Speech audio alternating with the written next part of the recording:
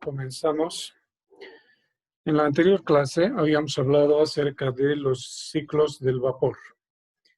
Hoy tomamos nuevamente el mismo tema para reforzar un poco y que estén preparados para dar un examen respecto de este tema. Sería prácticamente el examen final. Y voy a repasar lo que hemos hablado anteriormente.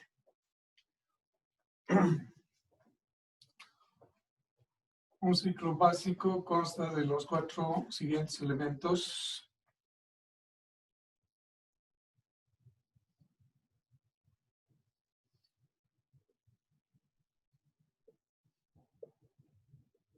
Que estoy representando acá. Esta es la caldera. Esta es la turbina. Este es el condensador. Y esta es la bomba.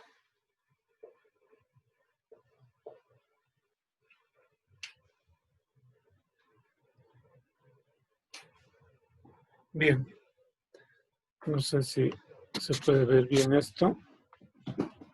Oh, es mejor sin luz.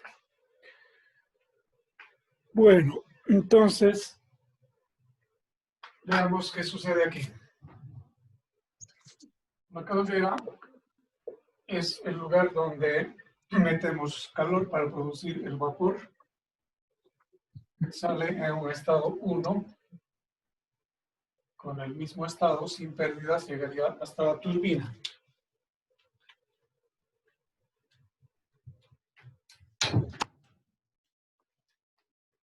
La turbina es un motor mecánico que produce la energía necesaria para transmitirla posteriormente a un generador.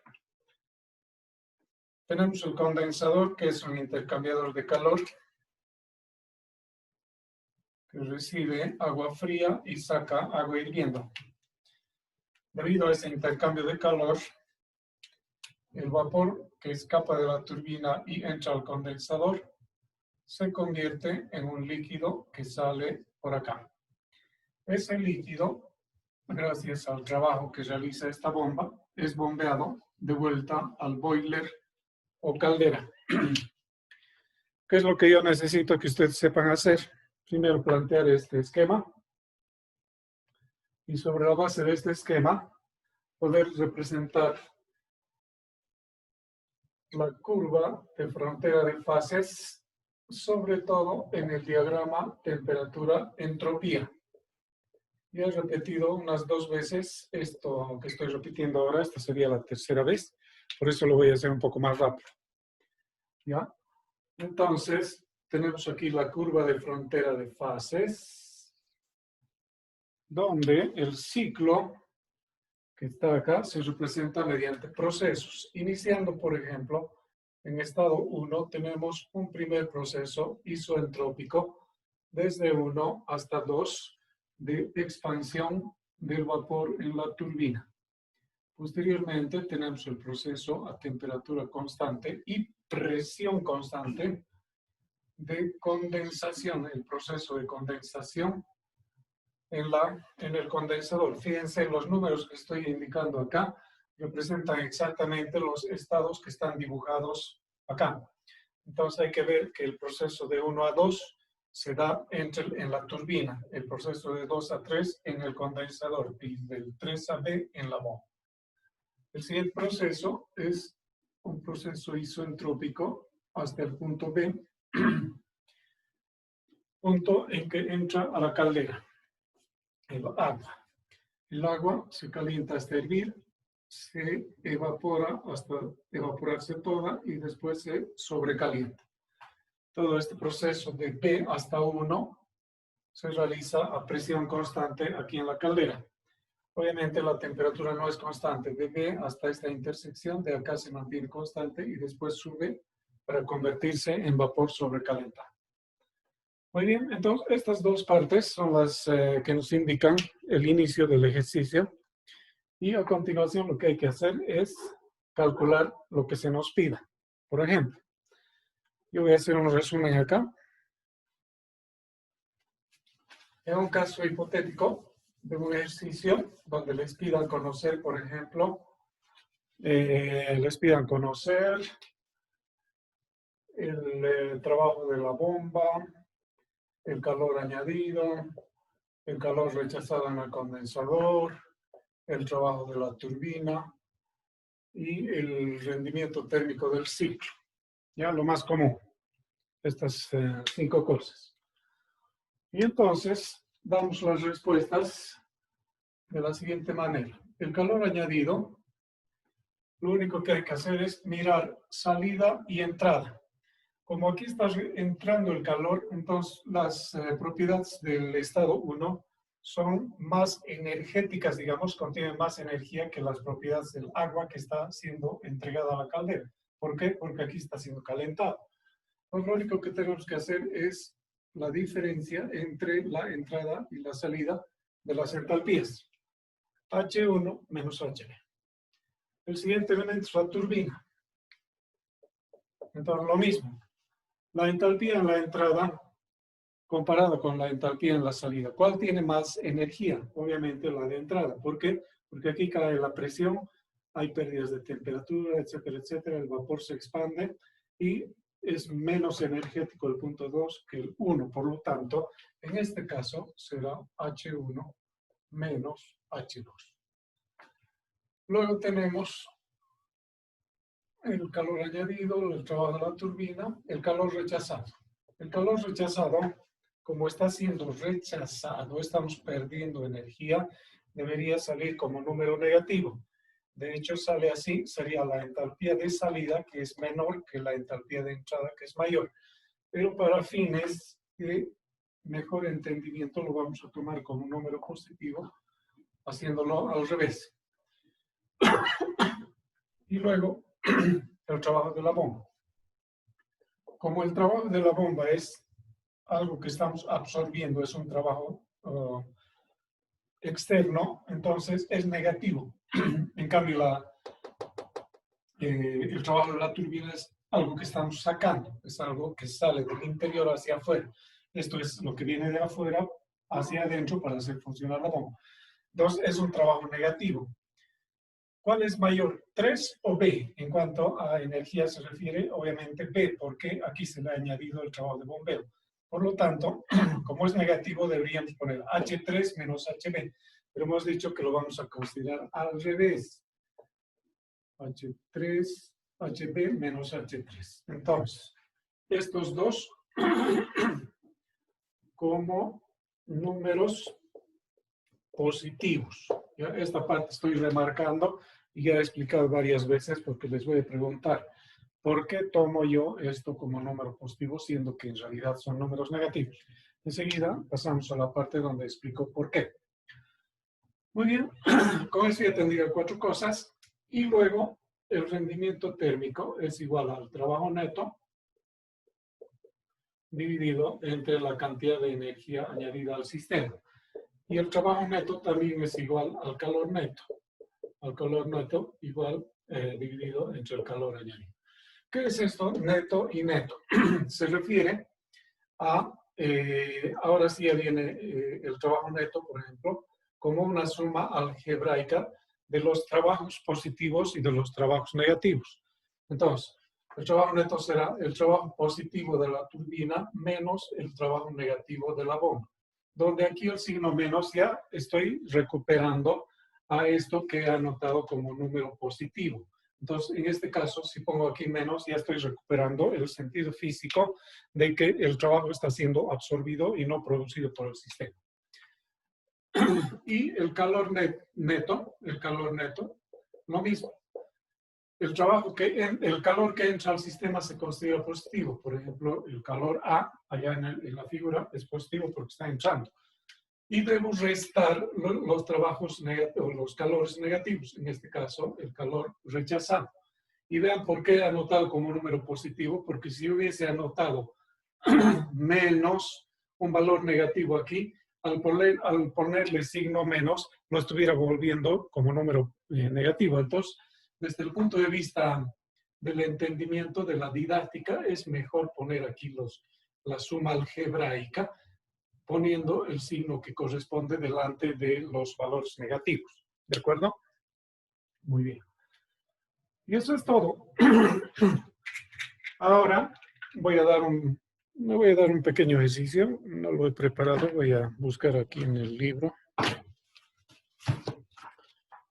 para poder practicar un par de cosas más que debemos hacer. La anterior clase les he dado tarea, que era primero conseguir las tablas del vapor. Yo quisiera que en este momento las alisten, porque voy a utilizar las tablas del vapor. Alisten sus tablas del vapor, los que tienen, los que no tienen ni modo. Y voy a hacer un ejercicio.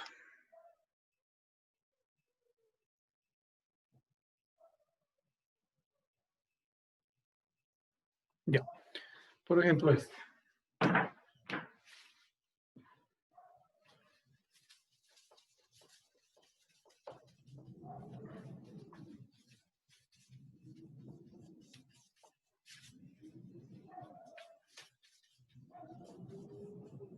Estoy resolviendo el ejercicio 686. Lo voy a modificar un poco para nuestras necesidades. O sea, no voy a resolver todo. Dice, la presión de condensación en un ciclo Rankine es 0.112 kilogramos. Mejor resolvemos en unidades inglesas. Es 1.6 psia, libras por pulgada cuadrada absolutas. ¿Ya? Punto. Calcular el trabajo neto. Esto lo voy a modificar, por ejemplo, voy a poner calcular la potencia neta. Primero voy a anotar los datos que tengo, ¿ya? Presión 1 igual 600 libras por pulgada cuadrada absolutas. Voy a decir que está recalentado. La temperatura 1 recalentado a 100.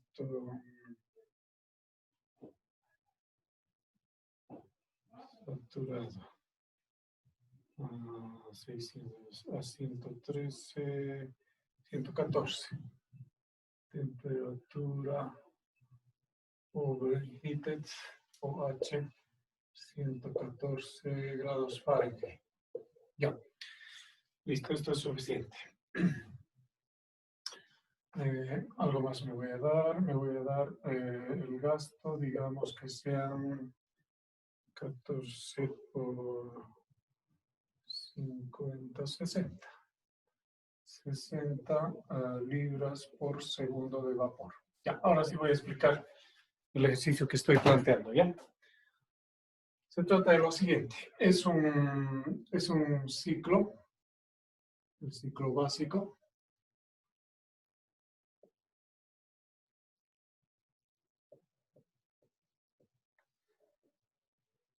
Estado 1, 2, 3 y B. ¿Ya? Donde nos dan la presión de entrada y la temperatura de sobrecalentamiento del vapor, la presión de salida de la caldera y la temperatura de sobrecalentamiento. Entonces, esto les voy a explicar en qué consiste. Nos dan la presión de escape y nos dan un gasto de vapor, 60 libras por segundo de vapor. Y nos vamos a plantear de averiguar las 5 cosas que he dicho hace rato. El calor añadido, el calor rechazado, el trabajo de la turbina, el trabajo de la bomba y el rendimiento térmico del ciclo. Y después vamos a averiguar la potencia de la turbina, y vamos a averiguar ya, hasta ahí, para no complicar mucho. Bien, ¿cómo se hace esto? Primero, veremos qué tenemos para el calor añadido. Bueno, de todo esto que estoy mostrando acá y de lo anterior que hemos visto, como ven, para poder encontrar estas cantidades, todas estas cantidades, lo primero que necesito son las entalpías. Por lo tanto, lo primero que tengo que hacer es buscar H1, H2, H3 y HB. ¿De acuerdo? Entonces, con estos valores sí voy a poder trabajar ya en las respuestas. A ver, una pregunta. Ahorita he prendido la luz del cuarto. No sé si así se ve mejor o es mejor con luz apagada. Ustedes dirán. Con luz apagada sería Con luz Luz apagada. apagada, hinche. De acuerdo. Un ratito voy a contestar al teléfono. Aló, tía Manuel. ¿Cuándo te vas a ir a tu mina? Allá. A las 4. Allá. Entonces, conoces mi casa, ¿no? Pero te vas a ir en flota, ¿no? En flota te vas. ¿De dónde sale? Ya. Entonces yo te voy a llamar ahorita, estoy pasando clases y de un ratito te llamo. Ya, listo, chévere.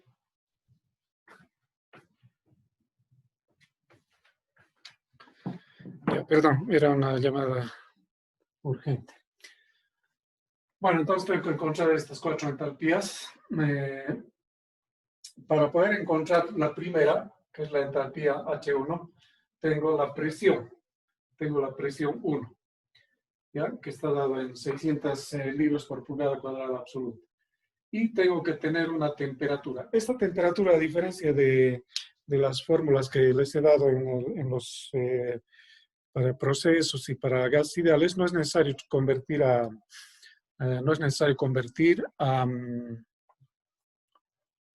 temperatura absoluta, ¿ya? Entonces, lo primero que hago es buscar en la tabla de presiones cuál será la temperatura de saturación a 600 libras por pulgada cuadrada. Entonces, la tabla de presiones es la tabla A20. En este caso, como está en sistema inglés, se trata de la tabla A20 prima. Ya, aquí está. Ingeniero, ¿en qué página está eso? Más fuerte, no le escucho. ¿En qué página del libro está, ingeniero? No sé, por eso digo que es el apéndice A20. A20. Ya, entonces necesito A20. 218, 219. Ya, a este lado debe estar. A20. Parece que está en la página 222. Ustedes tienen que buscar la tabla A20. Y ahí buscar en la tabla A20' la presión de 600 libras. Aquí está. Entonces, aquí indica que para 600 libras por pulgada cuadrada, a su ladito hay la siguiente columna, indica que la temperatura de saturación es 486.21. ¿Ya? A 600 libras por pulgada cuadrada, la temperatura de saturación es igual a 486.21 grados Fahrenheit. Esto es muy importante. ¿Por qué? Porque a continuación vamos a poder encontrar la temperatura 1. Por lo tanto,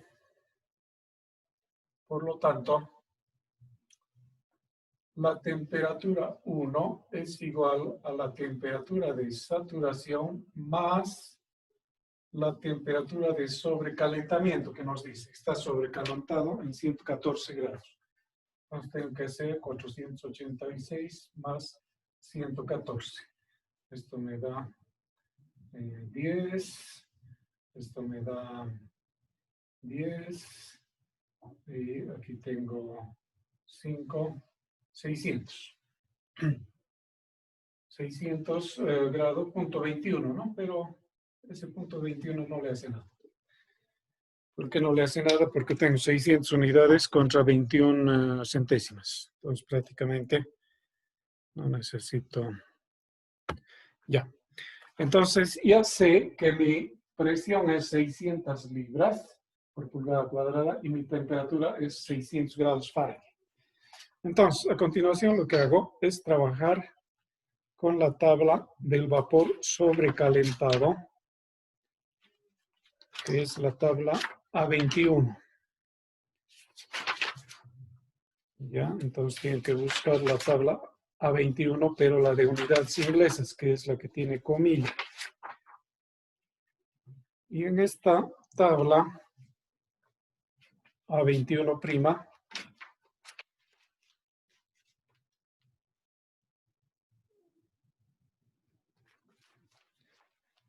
en mi libro me da la página 257.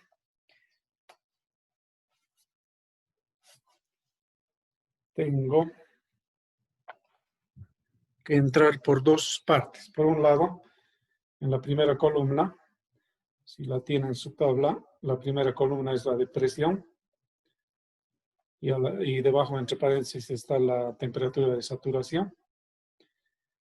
Y por otro lado, en la primera fila está la temperatura con la que tienen que entrar. Entonces cruzan esos dos valores. Vale decir, presión y temperatura. La temperatura es 600 y también la presión es 600. Entonces acá tengo 4 valores. 63. El primer valor es la temperatura de sobrecalentamiento, que es un dato que ya nos han dado. El segundo dato es el volumen específico, el tercer dato es la entalpía y el cuarto dato es la entropía. Entonces, de estos datos, yo necesito la entalpía y la entropía. La entalpía es 1291, redondeando. 1291. Y la entropía del punto 1 es 1,5334. 1,5334. Muy bien. Entonces, ya tengo yo un valor de H1. Siguiente valor, H2. ¿Cómo voy a encontrar H2? Para el H2 debemos recordar lo siguiente. En el gráfico temperatura-entropía, el proceso de 1 a 2 es de entropía constante.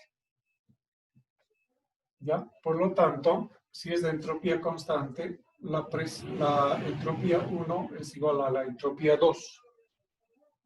Y la entropía 2 es igual a la entropía del vapor saturado menos la humedad por la entropía por el cambio de entropía desde vapor saturado hasta vapor, desde líquido saturado hasta vapor saturado.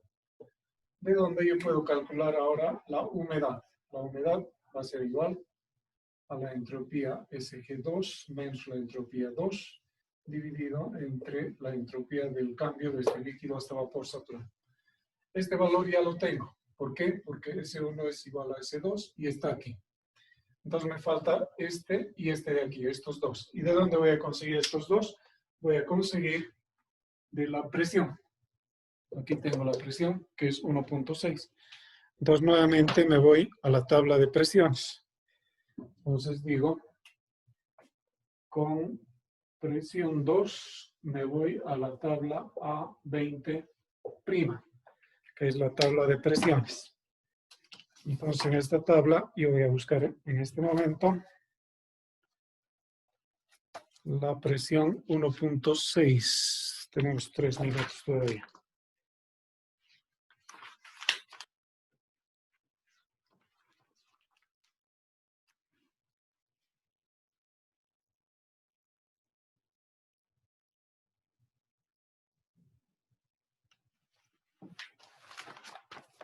Ya, entonces estoy buscando en la tabla A20' la presión de 1.6 y no tengo 1 y tengo 5. ¿Qué voy a hacer? Entonces, aquí habría que hacer una interpolación, pero podemos buscar todavía en otra tabla que es la A19, que es en la tabla A19, donde podría estar también ese valor.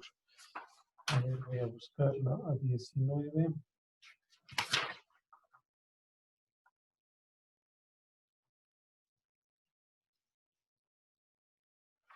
Ya, correcto. En la tabla A19, la primera columna es de temperaturas y la segunda columna es de presiones. Ya las temperaturas con sus presiones de saturación. Y justo aquí tengo 1.6. Entonces no necesito hacer interpolación, por eso hay que tener todas las tablas. Ya, entonces de aquí de esta tabla tengo la presión y de aquí ya puedo obtener los valores que estoy buscando. Ya, voy a anotar en la pizarra lo que busco.